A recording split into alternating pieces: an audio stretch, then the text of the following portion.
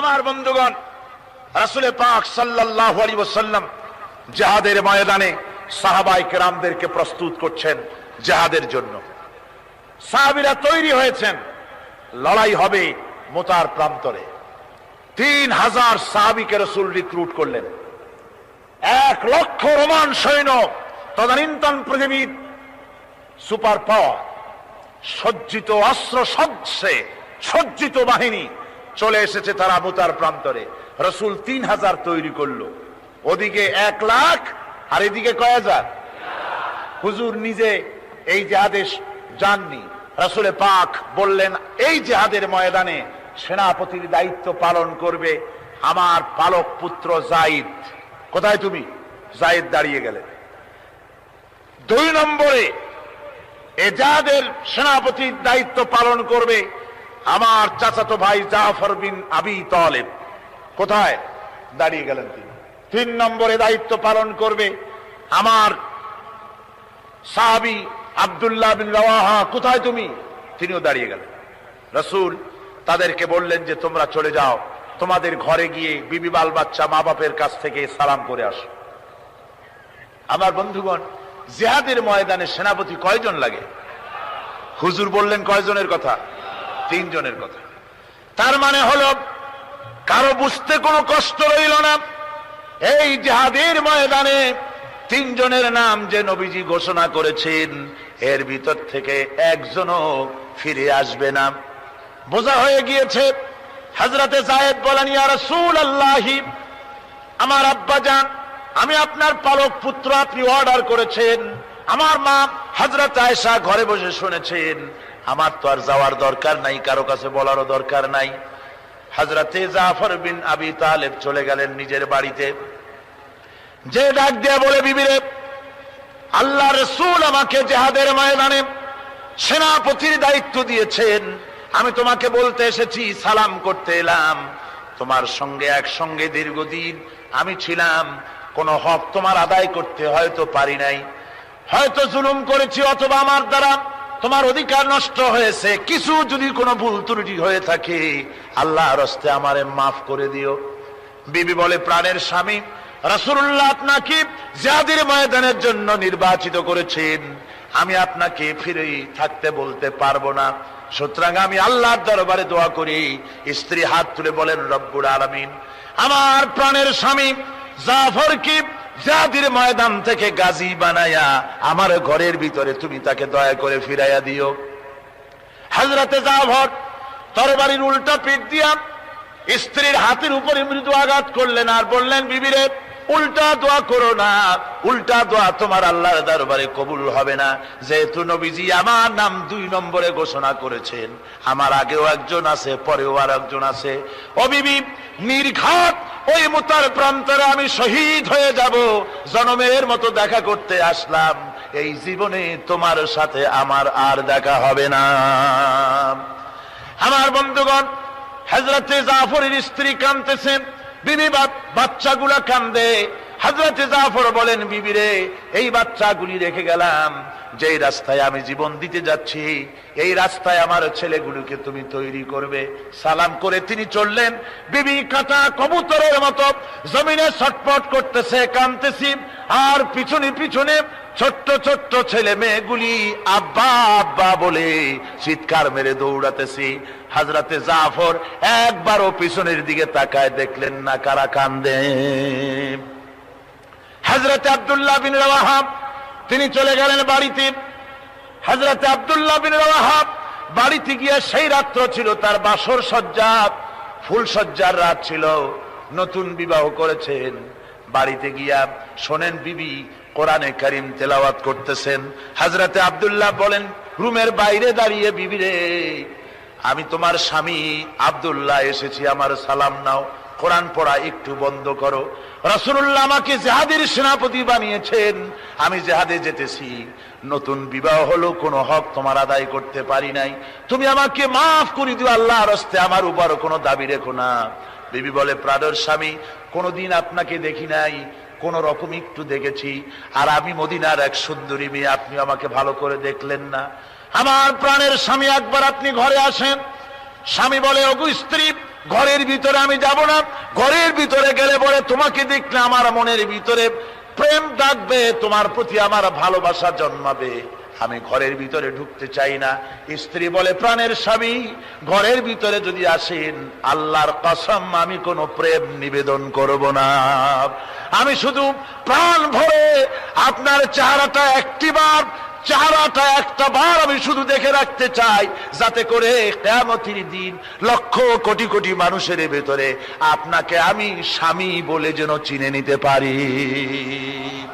হযরত আব্দুল্লাহ বলেন, ওগো স্ত্রী, যদি এই ইরাদা তোমার হয় আর যদি তুমি ধৈর্য ধারণ করে থাকতে পারো, তাহলে কিয়ামতের দিন আল্লাহ রাব্বুল আলামিন আমি যার জন্য জান দিতে যেতেছি ওই মাবুদ মেহেরবান জান্নাতের ভেতরে তোমাকে আমাকে স্বামী স্ত্রী হিসাবে পরিচয় করাইয়া দিবেন।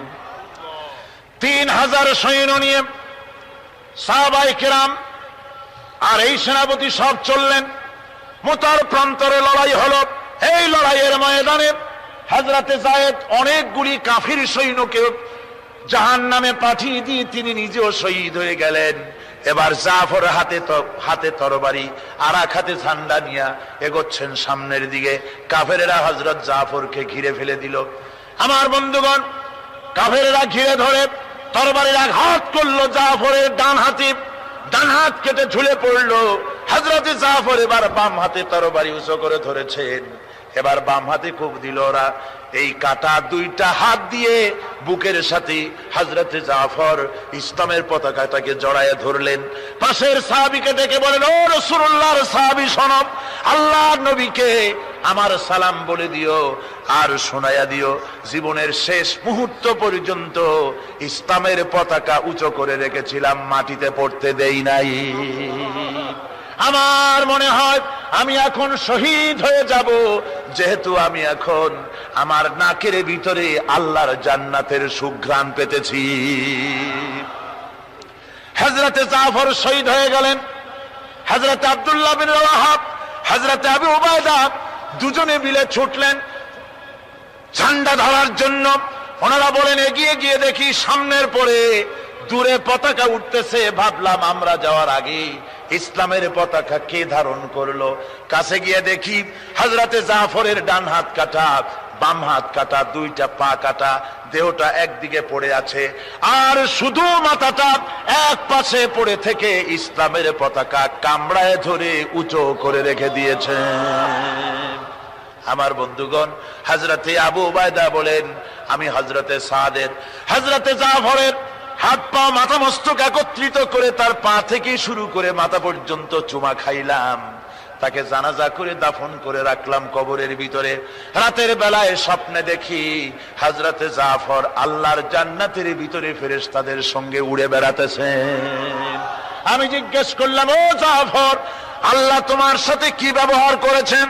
হযরতে জাফর বলেছেন, ওগো আবু উবাইদা, আল্লাহ রাব্বুল আলামিন আমাকে বলেছেন, জাফর রে, আমি তোমার শাহাদাতে খুশি হয়েছি, তুমি আমার কাছে আর কি চাও? হযরতে জাফর বলেন, আয় আল্লাহ পাক, কিচ্ছু চাই না, শুধু একটা দাবি, দুনিয়ায় তুমি মেহেরবানি করে আমাকে পাঠায়া দাও আর একবার যদি যেতে পারি, তাহলে তোমার দুনিয়ার বুকে তোমার দিন কায়েমের জন্য কাফেরদের বিরুদ্ধে লড়াই করে আমার জীবনটা আর একবার দিয়ে আসি। আমার বন্ধুগণের জন্য আল্লাহ রাসূল বলেছেন, হাদিস শরীফে এসেছে, আমার ইচ্ছে হয় জিহাদ করি, শহীদ হই, আবার যদি জিন্দা হই, আবার জিহাদ করি, শহীদ হই, আবার যদি জিন্দা হতে পারি তাহলে আবার জিহাদ করি, আবার শহীদ হই। যেহেতু শাহাদাতের মওতের মতো এত বড় মর্যাদা সম্পন্ন মওত আর পৃথিবীতে হতে পারে না। আমার ভাইরা, ইসলামের জন্য জান দেওয়ার জন্য, মাল দেওয়ার জন্য সাহাবায়ে কেরাম এভাবে প্রস্তুত ছিলেন। নিজেদের জীবন তারা আল্লাহর সামনে নজরানা পেশ করেছেন, শহীদ হয়েছেন, আল্লাহ দ্বীন কায়েমের জন্য তারা প্রচেষ্টা করেছেন। আল্লাহর পথে যারা জিহাদ করার সিদ্ধান্ত নেন, মহান আল্লাহ স্বয়ং তাদের সাহায্য করেন। যুগে যুগে আমরা এর প্রমাণ পেয়েছি। আর তাই মুসলমানরা কাফেরদের উপর বরাবর বিজয়ী হয়েছে। এই ইসলামকে প্রতিষ্ঠিত করার জন্য প্রয়োজন রয়েছে জিহাদের। কিসের প্রয়োজন? কিসের? জিহাদের প্রয়োজন। সেই জিহাদ করতে কি আপনারা তৈরি আছেন? জিহাদের জন্য তৈরি আছেন? সেই জিহাদ কিন্তু সেই জিহাদ মানে কি? সেই জিহাদের আবার অপব্যাখ্যা করা হয়েছে।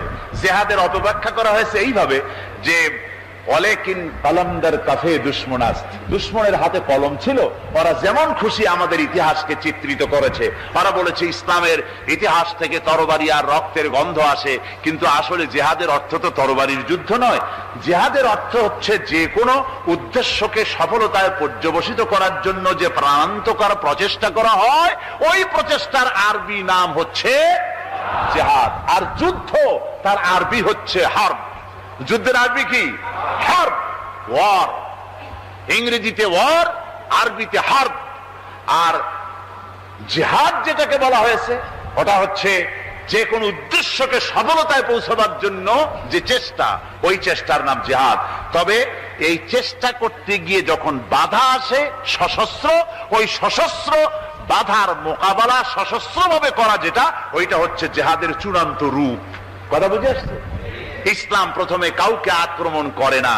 ইসলাম প্রথমে কাউকে আক্রমণ করে না। আক্রান্ত হলে পরে তারপরে এর জবাব দেয়, ঠিক কিনা? দেখেন না, হযরত আলী রাদিয়াল্লাহু তাআলা আনহু ওই যে খায়বারের যুদ্ধে, সেইখানে কেউ খায়বারের এই দুর্গ মুসলমানদের হাতে আসে না। প্রতিদিন যুদ্ধ হচ্ছে, অথচ যুদ্ধে কোনো ফলাফল দেখা যাচ্ছে না। ফজরের নামাজ, এশার নামাজের পর হুজুর বলছেন, ও সাহাবীরা, আগামীকাল আমি এমন এক ব্যক্তির হাতে ইসলামের ঝান্ডা তুলে দেব যাকে আল্লাহ এবং আল্লাহ রসুল বেশি ভালোবাসেন, এবং তিনিও আল্লাহ এবং আল্লাহ রসুলকে বেশি ভালোবাসেন, আর তার হাতেই বিজয় হবে। হযরত ওমর রাদিয়াল্লাহু তাআলা আনহু বলেন, আমার এরকম পেরেশানির রাত জীবনে আর কখনো গেছে কিনা জানি না। আমি সারা রাত পেরেশান ছিলাম যে ওই ব্যক্তিকে আমি হতে পারবো।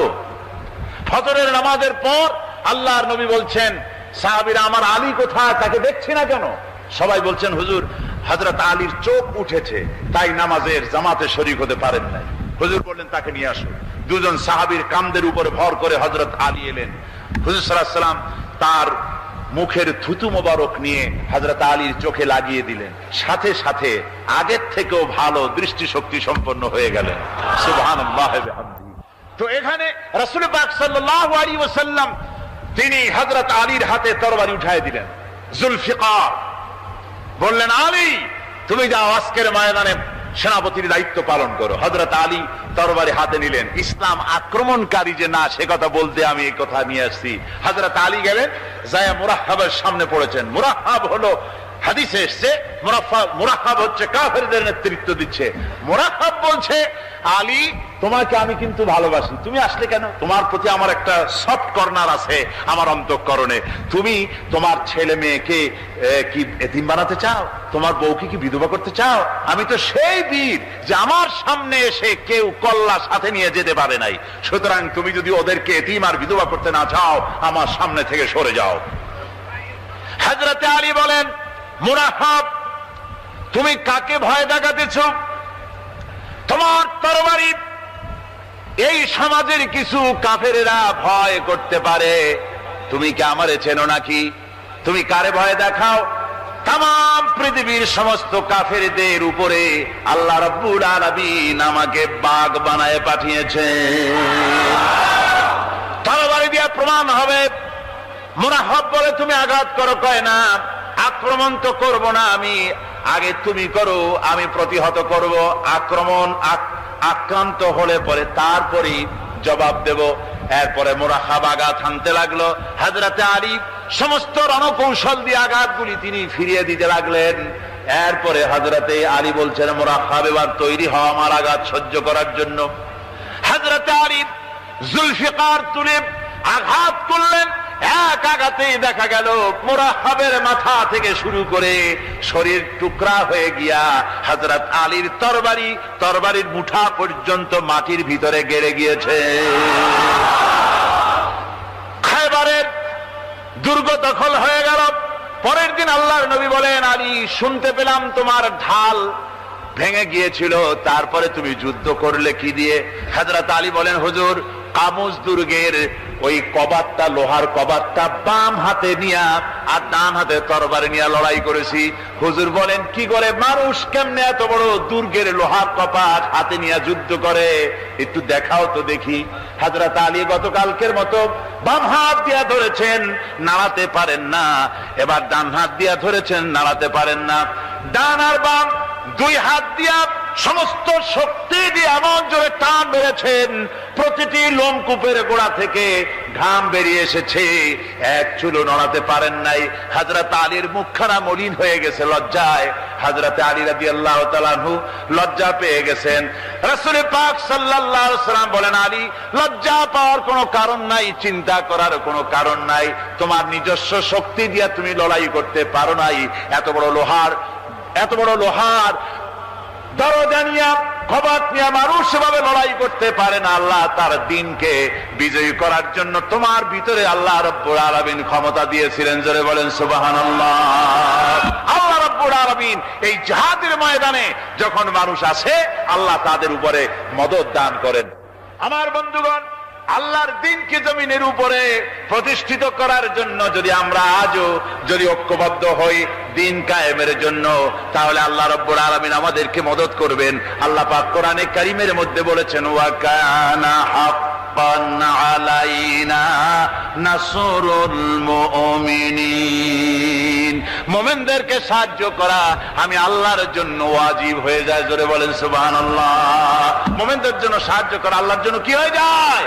ওয়াজিব হয়ে যায়। ভাইরা একটু বৃষ্টি সহ্য করেন না, খুব বেশি বৃষ্টি। আচ্ছা, এটা রহমত। এটা কি রহমত?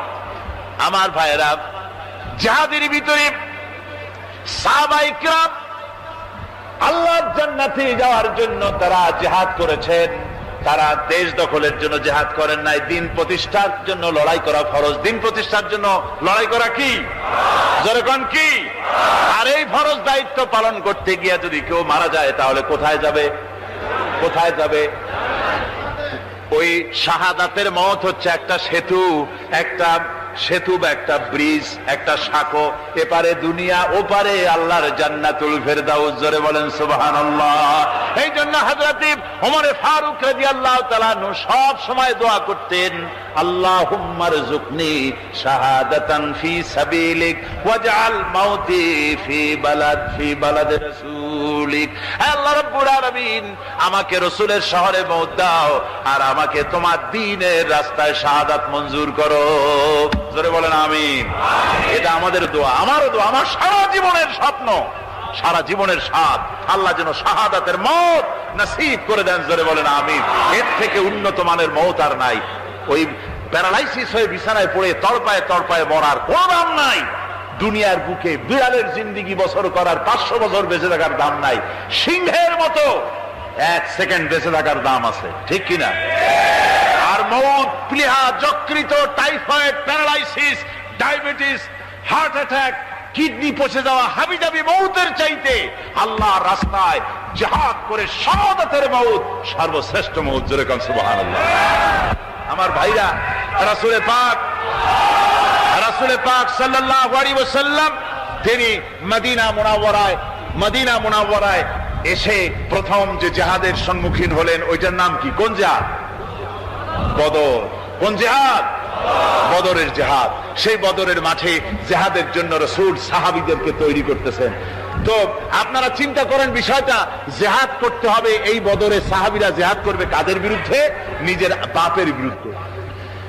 রাসূল পাক খুব চিন্তিত হলেন যে সাহাবীদেরকে কিভাবে উদ্বুদ্ধ করা যায়। হুজুর জিহাদের কথাই বলতেছেন যে এখন বদরে আমাদের টিকে থাকার প্রশ্ন, এইটা মুসলমানদের টিকে থাকার প্রশ্ন। বদরের যুদ্ধ, বদরের এই জিহাদটা।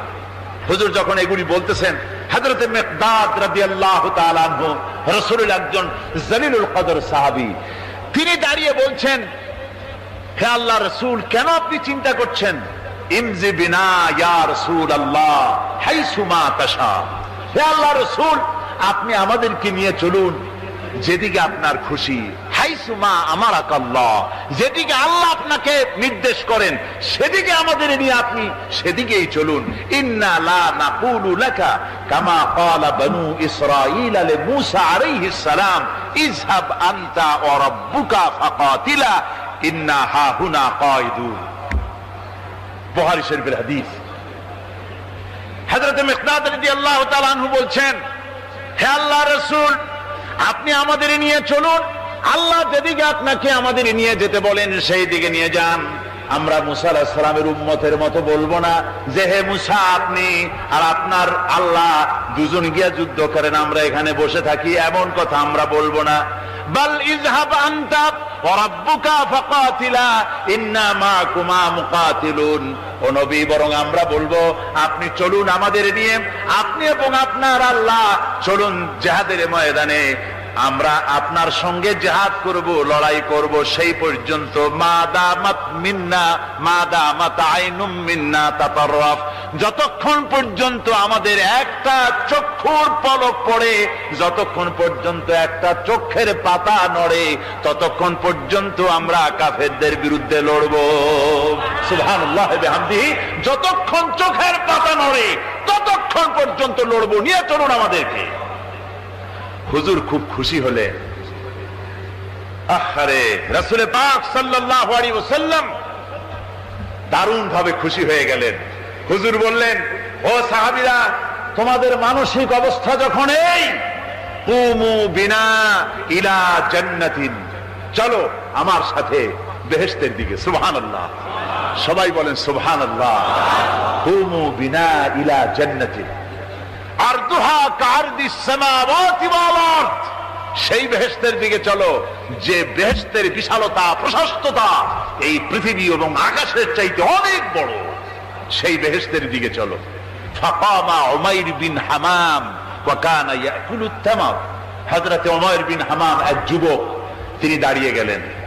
আমার মুসলমান ভাইরা, যুবকদের অবদান কিন্তু ইসলামে সব চাইতে বেশি। জোরে বলেন সুবহানাল্লাহ। কাদের অবদান বেশি? যে সর্বপ্রথম ইসলাম কবুল করেছে কারা? যুবকরা। হযরত আবু বকর, হযরত ওমর রাদিয়াল্লাহু তাআলা আনহু, তাদের বয়স যুবক বয়স ছিল, যুবক বয়সে তারা ইসলাম কবুল করেছেন। হযরত আলী যুবক ছিলেন, এই জন্য যুবকদের ইবাদতের সওয়াব বেশি। রাসূল পাক বলেছেন, কিয়ামতের ময়দানে সাত, যেদিন কোন ছায়া থাকবে না আরশে আজিমের নিচে, 7 শ্রেণীর লোকেরা ছায়া পাবে। তার মধ্যে এক শ্রেণী হচ্ছে ওয়াশাবুন নাশা ফি ইবাদাতিল্লাহ, ওই যুবকেরা যারা নাকি রাত গুজরান করে, রাত কাটায় আল্লাহর ইবাদতে, রাত জাগে আল্লাহর ইবাদত করে। জোরে কর সুবহানাল্লাহ। বুড়োদের 100 বার আল্লাহ বলা আর এক যুবকের একবার আল্লাহ বলা, বৃদ্ধের সারা সপ্তাহ তাহাজ্জুদ পড়া আর যুবকের এক রাতের তাহাজ্জুদ পড়া মনে হয় তার থেকেও বেশি। কন সুবহানাল্লাহ। তাই বলে বৃদ্ধ যারা, তারা কিন্তু হতাশ হবেন না, ওই যৌবনকাল আপনিও পেরিয়ে এসেছেন, ঠিক না? সুতরাং যুবকদের অবদান বেশি। হযরত উমাইর বিন হামাম রাদিয়াল্লাহু তাআলা আনহু, তিনি দাঁড়িয়ে গেলেন, তার হাতে ছিল ওয়া কানা ইয়াকুলুত তামার, তিনি খরমা খাচ্ছিলেন, হাতে ছিল কয়েকটা খরমা। তিনি খরমাগুলি হাতে নিয়ে দাঁড়িয়ে বলছেন ওয়া ক্বালা বাখবাখ, তিনি বলছেন, বাখবাখ শব্দ এটা হচ্ছে লুগাল মুহাল্লিয়া, অর্থাৎ আঞ্চলিক শব্দ। এর অর্থ হচ্ছে মা আযামাহু ওয়া মা আহসানাহু। কি আশ্চর্য, কি সুন্দর, কি বিরাট, কি সুন্দর কথা আপনি বললেন হে রাসূল। জান্নাতুন আরদুহা কারদিস সামাওয়াতি ওয়াল আরদ, এমন বেহেশত পাওয়া যাবে জিহাদ করলে যে বেহেশতের বিশালতা প্রশস্ততা এই বিশাল আকাশের চাইতে, জমিনের চাইতে বেশি। ওয়াল্লাহি লাউ কুনতু হাইয়ান হাত্তা আকুলাহুন্না, আমি যদি, ওয়াল্লাহি আল্লাহর কসম, আমি যদি এই খরমাগুলো যদি খাইতে থাকি, ইন্নাহা লাহায়াতুন তাবিলা, তাহলে তো এটা অনেক লম্বা হায়াত লাগবে। এই খরমাগুলি খাইতে অনেক সময় লাগবে, বেহেশতে যাইতে দেরি হয়ে যাবে। সুতরাং এই খরমা তো আর খাওয়া যাবে না। ফারামাবিহিন না, হাতের খরমাগুলি সব ফেলে দিয়ে জিহাদের ময়দানে লাফায়ে পড়লেন। অনেকগুলি কাফেরকে জাহান্নামের ঘাটে উতরায় দিয়া হযরত ওমর নিজেও শাহাদাত বরণ করলেন। জিহাদের শেষে জিহাদের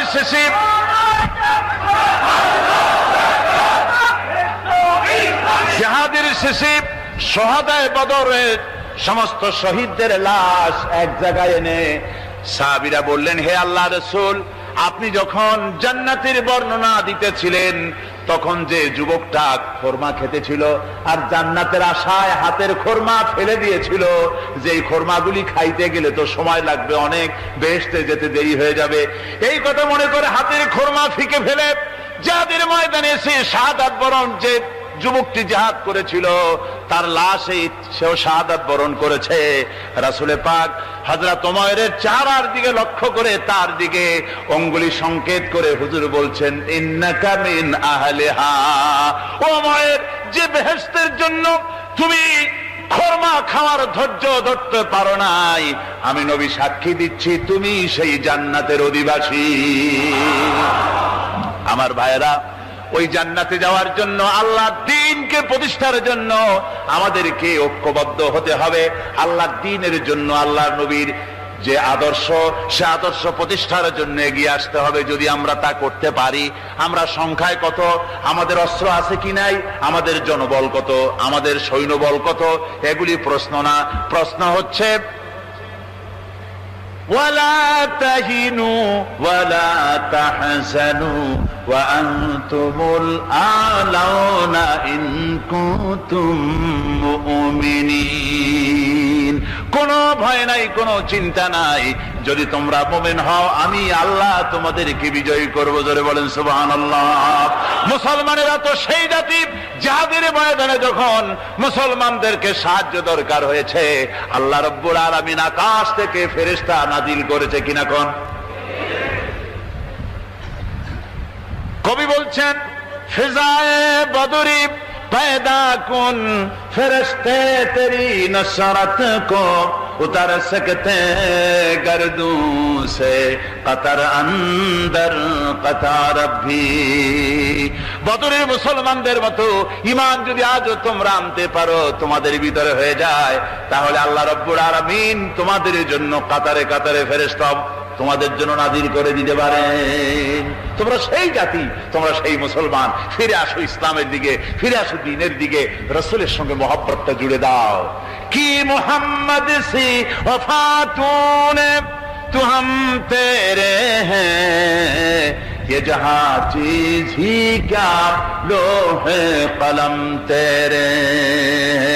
মুহাম্মদ সাল্লাল্লাহু আলাইহি ওয়াসাল্লামের সঙ্গে তুমি যদি মহব্বতের সম্পর্ক স্থাপন করতে পারো, অনুসরণ আর অনুকরণের, তাহলে আকাশ আর জমিন তো দূরের কথা, লৌহ কলম পর্যন্ত আল্লাহ তোমার জন্য করে দিবেন। আমিন। রব্বানা যালামনা আনফুসানা ওয়া ইন লাম তাগফির লানা ওয়া তারহামনা লানাকুনান্না মিনাল খাসিরিন। ربنا لا تزغ قلوبنا بعد إذ هديتنا وهب لنا من لدنك رحمة إنك أنت الوهاب। আয় আল্লাহ তাআলা, লক্ষ জনতা নিয়ে তোমার দরবারে গুনার বোঝা মাথায় নিয়ে হাত তুলেছি, দয়া করে তোমার আরশে আজিম থেকে আমাদের দিকে রহমতের নজরে তাকাও। আমাদের জীবনের সমস্ত গুনাহ খাতা মাফ করে দাও। আমাদেরকে তোমার মকবুল বান্দাদের মধ্যে আমাদের শামিল করে নাও। রব্বুল আলামিন, আমাদের আলোচনার সওয়াব জনাবে মুহাম্মদ রাসূলুল্লাহ সাল্লাল্লাহু আলাইহি ওয়াসাল্লামের রূহ মুবারকে পৌঁছায়া দাও। আয় আল্লাহ তাআলা, এই মাহফিলের আয়োজন যারা করল, লক্ষ লক্ষ টাকা ঋণগ্রস্ত তারা হয়ে আছেন, তোমার বান্দাদেরকে এই বিশাল কোরআনের মাহফিলে সহযোগিতা করার তৌফিক দান করে দিও রব্বুল আলামিন।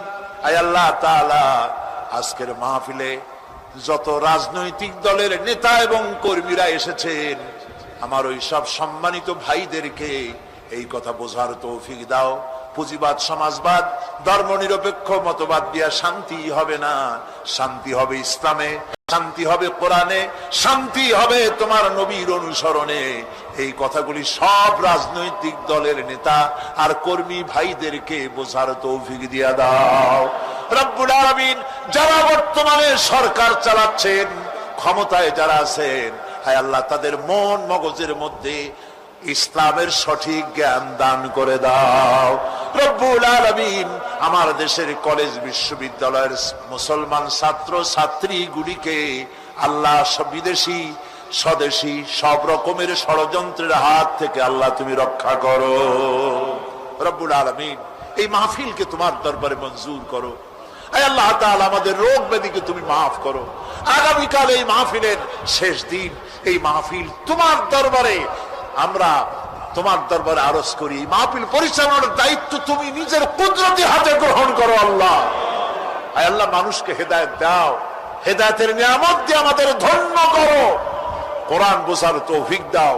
ইসলামের প্রতি যাদের মনের মধ্যে বিদ্বেষ আল্লাহ, মুসলমান সাংবাদিক, মুসলমান কবি, মুসলমান সাহিত্যিক, মুসলমান রাজনীতি, অথচ ইসলামরে বলে মৌলবাদ, ইসলামরে বলে সাম্প্রদায়িক, ইসলাম ভালো লাগে না, অন্য ধর্মেরটা ভালো লাগে, নিজের ধর্মেরটা ভালো লাগে না, নিজের ইসলাম পছন্দ হয় না। মাবুদ, এই সব বুদ্ধিজীবী কবি সাহিত্যিক আর সাংবাদিকদের জন্য আল্লাহ তোমার কাছে দোয়া করি রব্বুল আলামিন, এদের মগজকে তুমি কোরআন দিয়ে ঝোলাই করে দাও, কোরআন বোঝার তৌফিক তাদের দাও, তাদের সকলকে খাঁটি মুসলমান বানাও আল্লাহ। আমার এই দেশ 56,000 বর্গ মাইলের তোমার হাবিবের পৃথিবীর দ্বিতীয় বৃহত্তম মুসলিম দেশ বাংলাদেশ, এই দেশের প্রতি ইঞ্চির স্বাধীনতা তুমি হেফাজত করো বাবু। এদেশে কোরআনের রাজ কায়েম হয়েছে, এই দৃশ্য আমাদের চোখে দেখে মরার তৌফিক দেও বাবু।